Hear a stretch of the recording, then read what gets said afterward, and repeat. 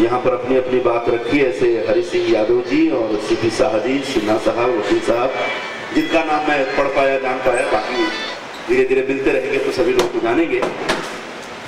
क्या क्या निकल रहा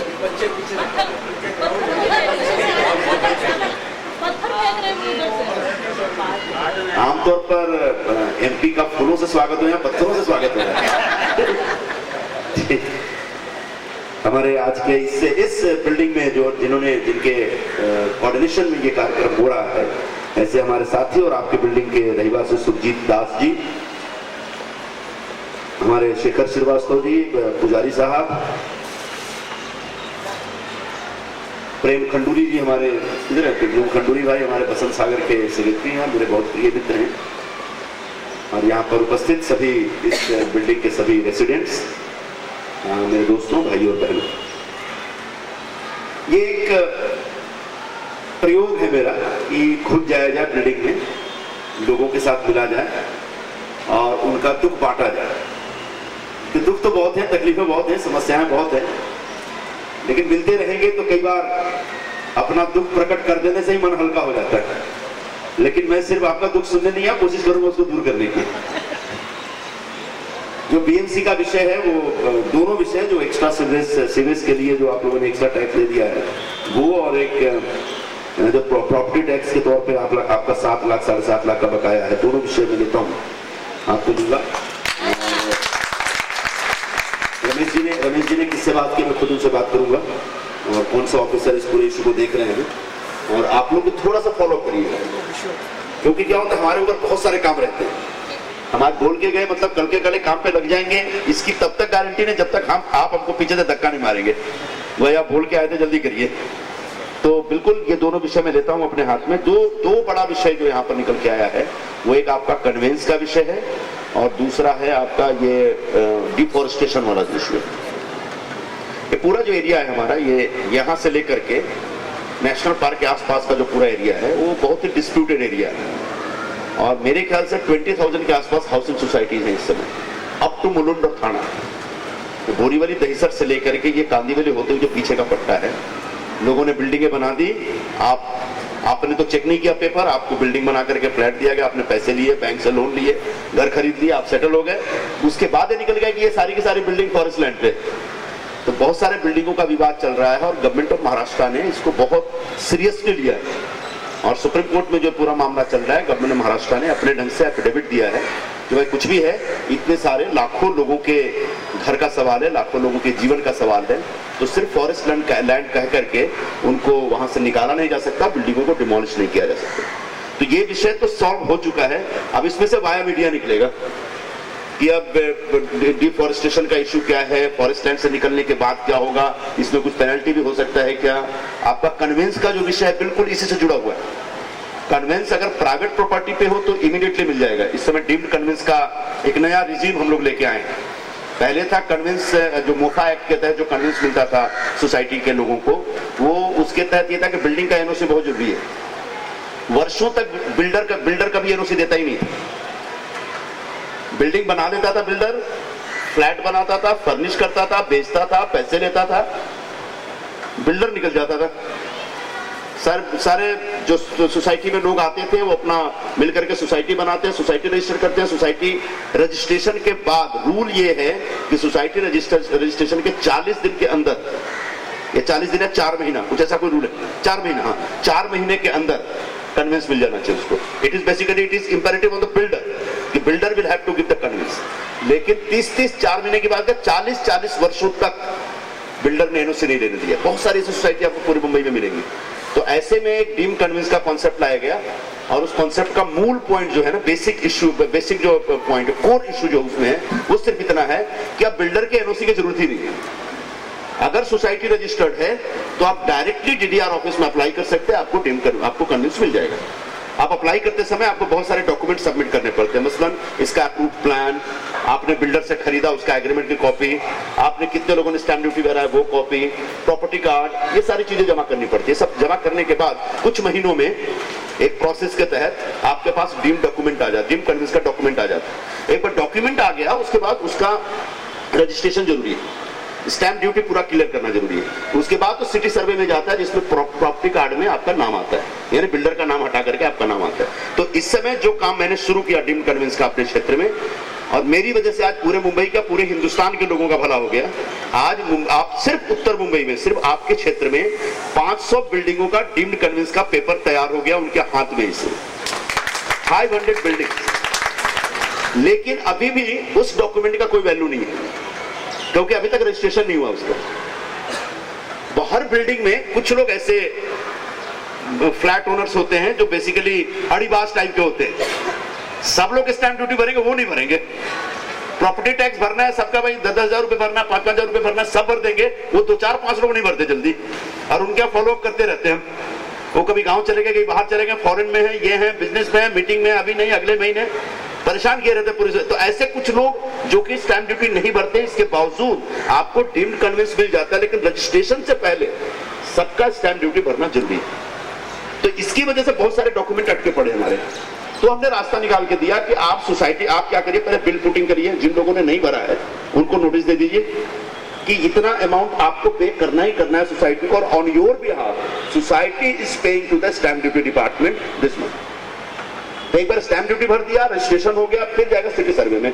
तो अभी 3 दिन पहले हम लोगों ने एक मीटिंग ली थी, जहां हमारे जो रेवेन्यू मिनिस्टर है बाला साहब थोरात, उनके पास इन्हीं विषयों के लिए डीम्ड कन्वेंस आने के बाद बीच में कुछ अड़चन आ रही है, उन अड़चनों को कैसे दूर किया। तो सिटी सर्वे डिपार्टमेंट के ऑफिसर, स्टैंप ड्यूटी के ऑफिसर, सारे लोग, और वहां पर उसको कैसे सिंप्लीफाई किया जाए, इस बारे में डिसीजन लिया गया है। सिटी सर्वे का कहना यह है कि कभी भी किसी भी प्रॉपर्टी कार्ड में किसी का नाम बदलना होता है तो पहले से जिसका नाम होता है उसको हम एक नोटिस देते हैं, उसको एक हियरिंग देते हैं। और यहां पर आप लोगों के डीम्ड कन्वेंस के मामले में सबके प्रॉपर्टी कार्ड में बिल्डर का नाम है। तो जैसे आप बिल्डर को आप एक हियरिंग देते हैं, वो हर कोशिश करेगा टांग अड़ाने का, जिसकी वजह से कई काम रुके पड़े हमारे। तो हमने तो मिनिस्टर ने ऑर्डर दिया है कि डीम्ड कन्वेंस के मामले में आप किसी को नोटिस नहीं देंगे, किसी को फर्दर हियरिंग नहीं देंगे। एक बार डॉक्यूमेंट आ गया, रजिस्ट्रेशन हो गया, आप प्रॉपर्टी कार्ड में सीधे सोसाइटी का नाम डालिए। इस प्रकार का हम नया सिंप्लीफाइड रूल रेगुलेशन लेकर के आ रहे हैं, ताकि आपका डीम्ड कन्वेंस का पूरा जो डॉक्यूमेंट है वो रजिस्टर्ड हो और प्रॉपर्टी कार्ड में आपकी सोसाइटी का नाम। लेकिन ये जो पर्टिकुलर सब्जेक्ट है ये फॉरेस्ट लैंड से जुड़ा है। फॉरेस्ट लैंड का इसमें कितना इन्वॉल्वमेंट है, फॉरेस्ट लैंड के जैसा आपने कहा कि 3 जज की एक बेंच है, उस बेंच को एक फाइनल डिसीजन लेना है। एक बार उस बेंच का फैसला आने दीजिए, और उस फैसले के बाद उसको इम्प्लीमेंट करने के लिए गवर्नमेंट ऑफ महाराष्ट्र और आप लोग मिलकर के क्या करेंगे वो होने दीजिए। फिर आपके कन्वेंस के विषय पे हम बढ़िया से लगेंगे और आने वाले दिनों में कन्वेंस का काम पूरा करके देंगे। Is it alright, is it clear? तो ये एक कन्वेंस का विषय। अब दो तीन कॉमन सब्जेक्ट है यहाँ पे। एक तो साइलेंस जोन का विषय यादव जी आपने रखा अपना यहाँ पे, ठीक है। ये पार्क, ये जो ग्राउंड है, ये बहुत ही महत्वपूर्ण ग्राउंड है, क्योंकि इस इलाके में और कोई ग्राउंड ही नहीं है। अगर ये ग्राउंड भी साइलेंस जोन में चला गया तब तो यहाँ कुछ हो ही नहीं सकता। तो ये ग्राउंड जहाँ है इसको और भी बल्कि डेवलप किया जाना चाहिए। डेवलप हम नहीं कर पा रहे हैं, दूसरी बात है क्योंकि बीएमसी ने जब ठाकुर स्कूल को ये सब कुछ दिया है तो उसके अपने टर्म्स एंड कंडीशन है, उसके ऊपर ये काम नहीं कर सकते 50 तरह की। क्योंकि मैंने भी एक तो प्रोग्राम यहाँ किया था, उस समय बीके सिंह जी ने मुझे बताया कि ये सारी अड़चन है, इस लिमिटेशन में हमको प्रोग्राम करने। एक बार हम लोगों ने क्रिकेट का बहुत बड़ा प्रोग्राम रखा था, पता नहीं आप लोगों ने ध्यान दिया कि नहीं, नॉर्थ मुंबई प्रीमियर लीग हम लोगों ने ऑर्गेनाइज किया था। हमारा आईपीएल था, और उसमें पूरे नॉर्थ मुंबई के अलग अलग एरिया के हमारे क्रिकेट की टीम, क्रिकेटर्स बच्चे सारे आए थे, और उन लोगों ने इसमें शरीक किया था, और बड़ा अच्छा हुआ। कोई 15-20 दिनों तक पूरा मैच चला और यहाँ फाइनल हुआ था। तो इससे पहले भी और भी कुछ प्रोग्राम मैं करता रहा हूँ। कुश्ती का एक बड़ा प्रोग्राम यहाँ पे हुआ था हमें। मैं कुश्ती पिछले कई वर्षों, 10-15 वर्षों से मैं अंधेरी स्टेडियम में करता आ रहा हूँ। तो उस बार मैंने सोचा कि यहाँ गए, लेकिन यहाँ पर उसके बाद लोगों को इतनी तकलीफ हुई कि मैं वापस उसको अंधेरी लेके गया, क्योंकि मुझे जो प्रोग्राम कर रहा हूँ, जो काम कर रहा हूँ, उसका फायदा सबको मिलना चाहिए, वरना दिखावे का करने का कोई अर्थ नहीं है। तो अंधेरी स्टेडियम जो है थोड़ा आसान है लोगों के लिए, क्योंकि बीच में हम अखाड़ा बनाते हैं, चारों तरफ लोग बैठते हैं, सबको दिखता है, और आखिरी मैच आते आते इतना क्राउड हो जाता है और इतना जोश रहता है कि लोग एक दूसरे के सर पे चढ़ के देखते हैं। तो यहाँ लोगों को दिक्कत हो गई थी उस दिन। तो ये साइलेंस जोन में नहीं आना चाहिए, और ये गार्डन, ये ग्राउंड रहना चाहिए। इस ग्राउंड के ऊपर सारे कार्यक्रम होते रहने चाहिए, बल्कि इसमें और भी रिलैक्सेशन की जरूरत है, मेरा ऐसा मानना है। लेकिन इस दरमियान जो आपका बेसिक पॉइंट है कि जब आप यहाँ गणपति रखते हैं और आपको कहा जाता है कि ये साइलेंस जोन है, आप गणपति नहीं रख सकते, लाउड स्पीकर नहीं यूज कर सकते, ये मुझे लगता है कि कहीं ना कहीं भेदभाव का मामला है। ये मैं पुलिस स्टेशन में बात करके रास्ता निकालूंगा। अगली गणपति पे इस इलाके में सारे लोग धूमधाम से गणपति रखिए और अपने अपने एरिया में लाउड स्पीकर बजाइए और गणपति के भजन सुनाइए सभी लोगों को, और उसमें अगर कोई अड़चन आती है तो I am going to take care of that particular issue.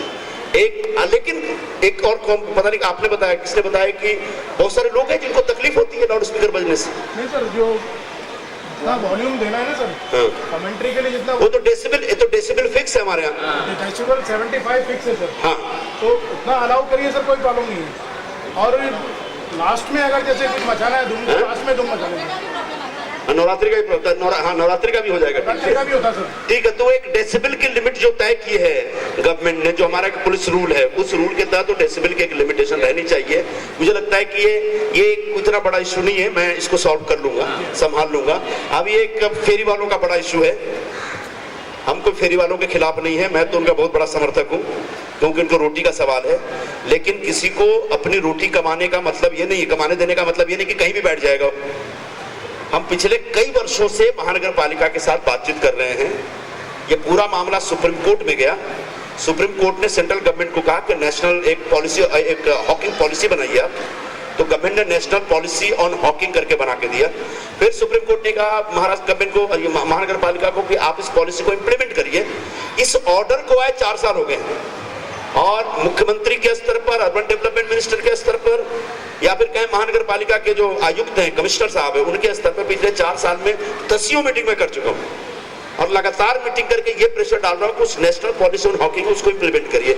उसका बेसिक, उसमें उस पॉलिसी का जो थ्रस्ट है वो ये है कि हम नहीं तय करेंगे कि मुझे यहाँ फेरी का धंधा करना है, मैं नहीं तय कर सकता। कोई भी आदमी उठता है, कहीं भी आके बैठ जाता है, धंधा करता है, ये नहीं चलेगा।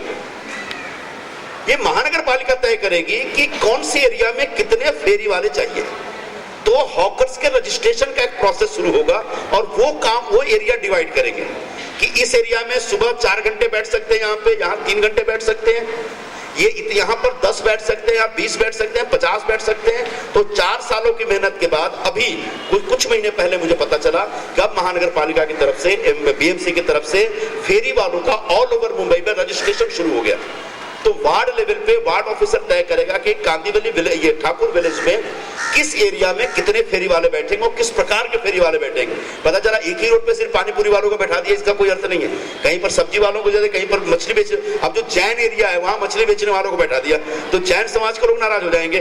तो ऐसी जगह भेजिए जहां पर मछली खाने वाले लोग रहते हैं। तो वो एक बड़ा सिस्टमेटिक तरीके से फेरी वालों को रीसेटल करना और रीस्टैब्लिश करना, रिहैब करना, इस प्रकार का प्रोग्राम बन रहा है। मुझे लगता है कि आने वाले 6 महीने, साल भर के अंदर ये काम पूरा एक दुरुस्त हो जाएगा, क्योंकि और कुछ नहीं, सिर्फ इसको रेगुलेट करना है। और ये जो कुछ अब तक हुआ है सिर्फ हैफेजार्ड वे में सब हो रहा है। एक बार सुप्रीम कोर्ट का ऑर्डर आया कि मुंबई में आप नो हॉकिंग जोन बनाइए, तो महानगर पालिका ने वो 97 नो हॉकिंग जोन बना दिए, और जहां जहां लोग वर्षों से काम कर रहे हैं, रजिस्टर्ड हैं, उनको भी हटा दिया। फिर मैंने जाके बीएमसी वालों को पूछा कि आपने नो हॉकिंग जोन तो बना दिया, उसके साथ साथ हॉकिंग जोन बना के देना पड़ेगा, तो फिर जाएंगे कहां? ठीक है, कल का कल कोई आदमी आके यहाँ पर हॉकिंग करता है, ठीक है, आप उसके खिलाफ एक्शन ले सकते हैं, लेकिन जिसकी 2-2, 3-3 जनरेशन से यही जिंदगी की रोजी रोटी है, उसको आप रातों रात नो हॉकिंग जोन की वजह से के लिए आप उसको बेदखल नहीं कर सकते, उसको कहीं ना कहीं सेटल करना है। तो बगैर हॉकिंग जोन बनाए, जो नो हॉकिंग जोन बना, जिसकी वजह से ये पूरा केओस रहा, तो अब उस केओस